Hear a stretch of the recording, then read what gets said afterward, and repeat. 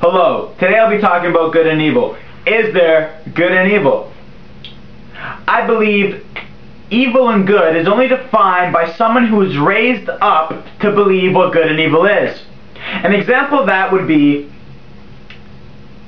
in Canada, you can't hit your wife. It's called abuse. You get charged and probably thrown in jail.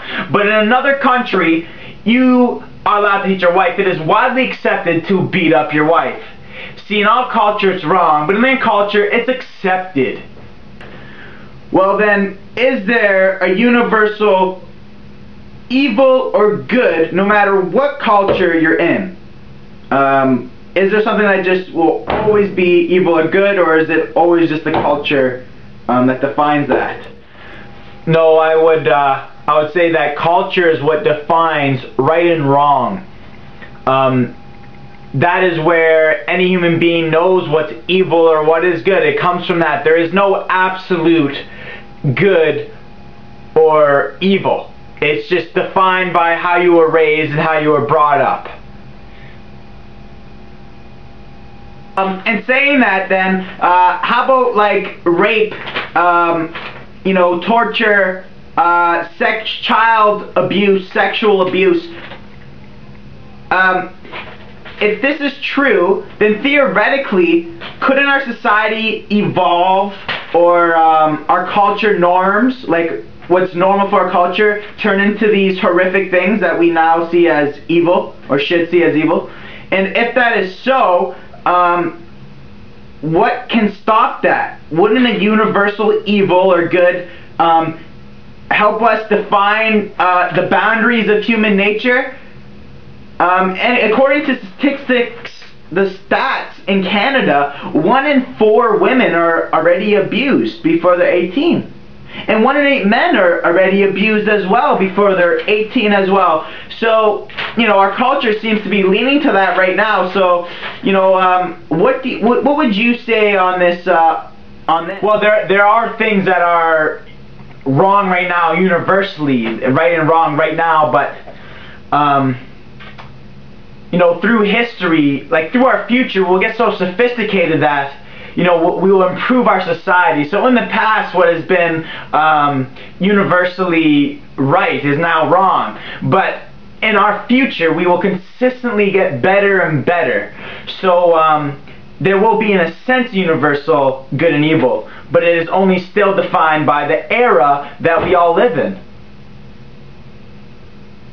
Oh, okay. So I can see that. I can kind of see that a bit. So basically you're saying like, we just have to wait. We just got to wait a couple, million years, hundreds of years, maybe thousands of years, maybe even sooner than that, right? Some people say so. And we just, forget about the people who are suffering right now? Do we forget about the people that are going through this stuff right now? One example that I want to share earlier in our conversation was a cannibal in Fiji. No, not Fiji, sorry. He was a cannibal in Papua New Guinea. And it was part of his religion that if any woman went into the sacred ground, that he was to kill that woman. One day his niece went into the sacred ground, and he had to kill his niece. So he grabbed his niece.